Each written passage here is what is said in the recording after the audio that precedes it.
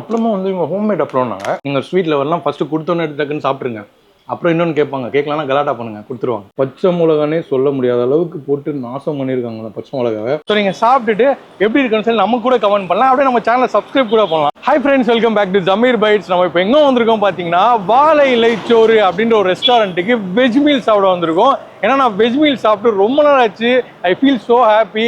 இது இந்த வீடியோ பார்த்தீங்கன்னா நம்மளோட வெஜிடேரியன் லவர்ஸ்க்காக கூட நீங்கள் எடுத்துக்கலாம். ஏன்னா தொடர்ந்து நான்வெஜ்ஜாக போட்டு இப்போ வெஜ் சாப்பிட வந்திருக்கோம். இந்த ஹோட்டல் எங்கே இருக்குன்னா, கொளத்தூர் 200 ஃபீட் ரோடு இருக்கும், பிரிட்ஜ் வரும், அதுக்கு முன்னாடியே லெஃப்ட் சைடில் இருக்கு. லொகேஷன் நான் டிஸ்கிரிப்ஷனில் கொடுத்துறேன். ஸோ இவங்ககிட்ட வந்து லஞ்சில் வந்து அன்லிமிட்டட் மீல்ஸ் ப்ரொவைட் பண்ணுறாங்க. மார்னிங்கில் மினி டிஃபன் 50 ரூபாலேருந்து ஸ்டார்ட் ஆகுதான். ஸோ இப்போ நம்ம என்ன பண்ணுறோம்னா, உள்ளே போயிட்டு இவங்க ஃபுட்டு எப்படின்னு நம்ம சாப்பிட்டு பார்க்குறோம். வாங்க இப்போ நம்ம வீடியோக்குள்ளே போகலாம். சொல்லலாம் தான், எங்கே நம்ம வீடியோ வந்து ஒரு 50,000 பேர் பார்க்குறாங்க அப்படின்னா 500 பேர் தான் சப்ஸ்கிரைப் பண்ணுறாங்க. கல்லெஞ்சக்காரங்க. நான் சொல்லிட்டேன், அதான் மறந்துட்டேன், என்ன பண்ணுறது இல்லை. சரி ஓகே, சொல்ல வேண்டியது நம்ம வேலை. சப்ஸ்கிரைப் பண்ணுறதும் பண்ணாதோ உங்களோட வேலை. ஸோ ஃபஸ்ட் டைம் பார்க்குறீங்கன்னா நம்ம சேனலை சப்ஸ்கிரைப் பண்ணிட்டு பாருங்கள். இப்போ அகைன் வாங்க, நம்ம இப்போ உள்ளே போயிட்டு வாழை இலைச்சோறு சாப்பாடு எப்படி இருக்குன்னு நான் சாப்பிட்டு பார்க்க சொல்கிறேன். ஸோ மக்களே, நம்ம வந்து பார்த்திங்கன்னா உள்ளே வந்துட்டோம். ஸோ இன்டீரியர் டெக்கரேஷன்லாம் வந்து சூப்பராக பண்ணியிருக்காங்க. அண்ட் இந்த சேர்ஸ் எல்லாமே நல்லாயிருக்கு.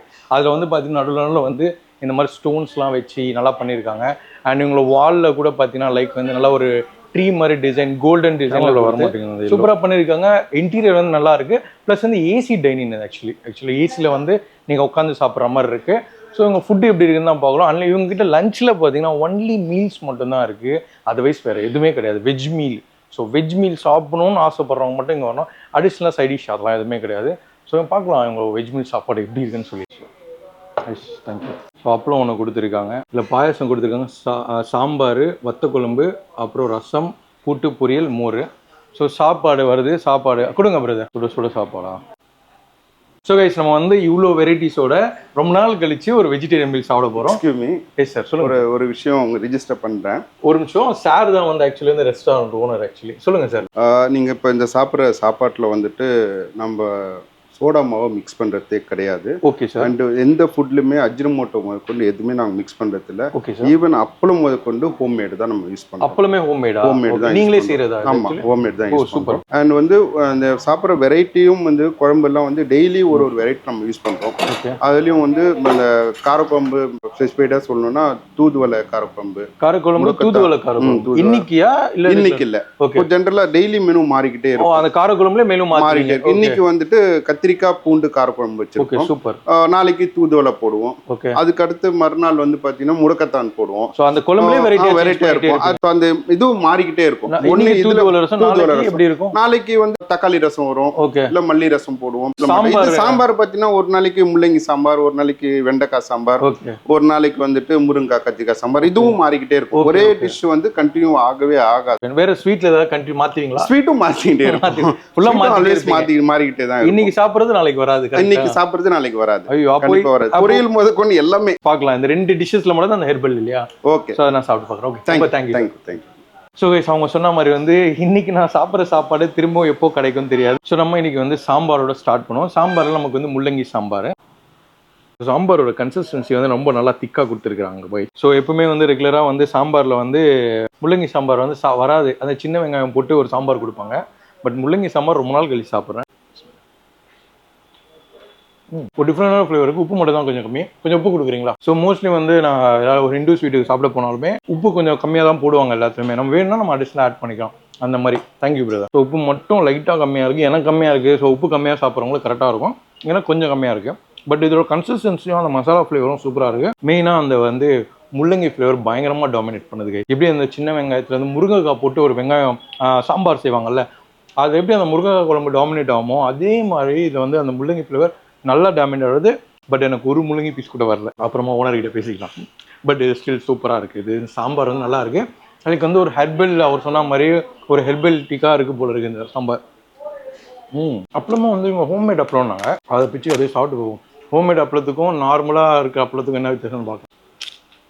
லைட்டாக ஜவ்வரிசி ஸ்மெல்லாம் வருது. இதில் ஜவ்வரிசி ஃப்ளேவர் வருது. ஜவ்வரிசி போடுவாங்களாம். அந்த ஜவ்வரிசி ஃப்ளேவரோட நல்லாவே தெரியுது. சூப்பராக இருக்குது. லைக் வந்து நார்மல் அப்புறமும் இந்த ஜவ்வரிசி அப்புறமா கலந்து சாப்பிட்டா எப்படி இருக்குமோ அப்படி இருக்குது. ஸோ நெக்ஸ்ட் இவங்களோட காரக்குழம்பு, வத்த குழம்பு இதெல்லாம் சொல்லலாம். ஸோ இதில் வந்து கத்திரிக்காய் பூண்டு, கத்திரிக்காயில் இது வெண்டைக்காய் பூண்டு. இது ஆக்சுவலி அவங்க மாற்றி சொல்லிட்டாங்க போல இருக்குது மிஸ்டேக்கில். ஸ்மெல்லு பயங்கரமாக ஆகுது, மேபி நல்லா இருக்கும்னு நினைக்கிறேன். ஸோ ஃபர்ஸ்ட் பைட் போமா.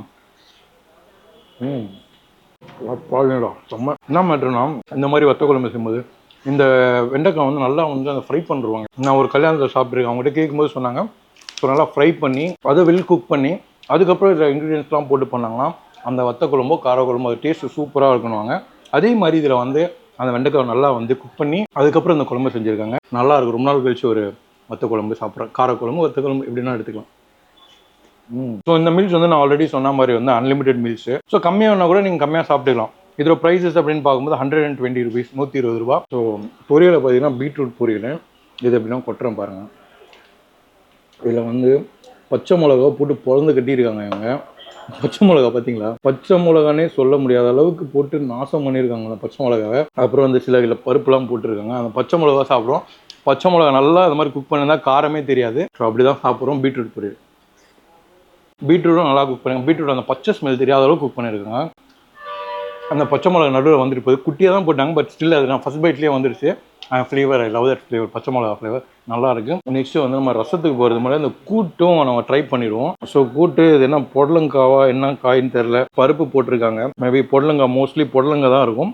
பொடலங்காய் அப்படி பொடலங்கான்னு ஒருத்தங்க சைட்லன்னு சொல்லிட்டு இருக்காங்க. ஸோ பொடலங்காய் கூட்டு நல்லா அந்த பருப்பு நல்லா கிரேவி கன்சிஸ்டன்சியாக நல்லா அந்த தொக்கு சூப்பராக இருக்குது. நல்லா இருக்குது. அந்த பருப்பு நல்லா குக் ஆகிருக்கு. பருப்பு வந்து நல்லா ஒரு ஈஸியாக கடிக்கவே தேவையில்ல, அப்படி போகுது. ஃபுட்டில் காரம் கம்மியாக இருக்குது, அவ்வளோதான். மற்றபடி ஒன்றும் இல்லை. ஸோ வந்து இந்த ஃபுட்டு எனக்கு தெரிஞ்சு ஓவராக சாப்பிடும்போது கூட வந்து ஓவராக டம்ப் ஆகாதுன்னு நினைக்கிறேன். ரொம்ப டம்ப் ஃபீலிங் இருக்காதுன்னு நினைக்கிறேன். ஈஸியாக டைஜஸ்ட் ஆகிறதுக்கு வாய்ப்புகள் இருக்குது. ஏன்னா அவங்க வந்து ஆப்போசோடாவோ அஜினமோட்டோவோ எதுவுமே கலக்கிறது இல்லைன்னு சொன்னார் இல்லையா, அதனால். ஸோ நம்ம நெக்ஸ்ட்டு வந்து கொஞ்சம் ரைஸ் வாங்கி சாப்பிட ஆரம்பிச்சிடும். கொடுங்கண்ணா கொஞ்சமாக கொடுங்கண்ணா, போதுண்ணா விடுங்கண்ணா. ஸோ ரசம் ஊற்றுவோம். தூதுவளை ரசமாக இதில் கருவேப்பிலை நிறைய போட்டிருக்காங்க, கலந்து அப்படியே போடுவோம். நிறைய இன்க்ரீடியன்ஸ் போட்டிருக்காங்க, தேங்காயிலேருந்து தக்காளியிலேருந்து. ஸோ ஒரு ரசத்துக்கு என்னென்ன போடணுமோ அதெல்லாம் போட்டிருக்காங்க. பட் ஸ்மெல் நல்லா இருக்குது. எனக்கு I can feel the smell. சூப்பராக இருக்குது, நல்லா வருது ஸ்மெல். ஸோ தூதுவளை ரசம் போவோம். சிமிலர் லைக் தக்காளி ரசம் மாதிரி இருக்குது, பட் வந்து டேஸ்ட் சூப்பராக இருக்குது. அந்த ஜீரகத்தோட ஸ்மெல்லு அச்சு தூக்குது சூப்பராக. இது கூட அந்த பொரியலை வச்சு அச்சோன்னு வச்சுங்களேன், வேறு மாதிரி இருக்கும்.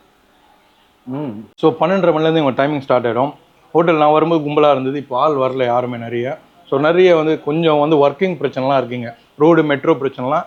நீங்கள் ரிட்டேரி வழியாக வந்தீங்கன்னா செந்தில் நகர் சீக்கிரம் யூட்டன் போட்டு வந்தீங்கன்னா தான் வரும். ஏன்னா நானே அப்படி தான் வந்தேன். ஸோ இது வந்து ஒன் வே. அந்த லொக்கேஷன் நான் கொடுத்துட்றேன். ஸோ ஒரு நல்ல ஒரு ஃபுட்டு நீங்கள் வந்து என்ஜாய் பண்ணி சாப்பிட்லாம், ஃபேமிலியாக சாப்பிட்லாம். மெயினாக ஏசி டைனிங், இவ்வளோ ஸ்பேஸ் இருக்குது, நல்லா குஷனோடு கொடுத்துருக்காங்க, நல்லா குஷனிங்காக இருக்குது. ஸோ இது சாப்பிட்டாச்சு.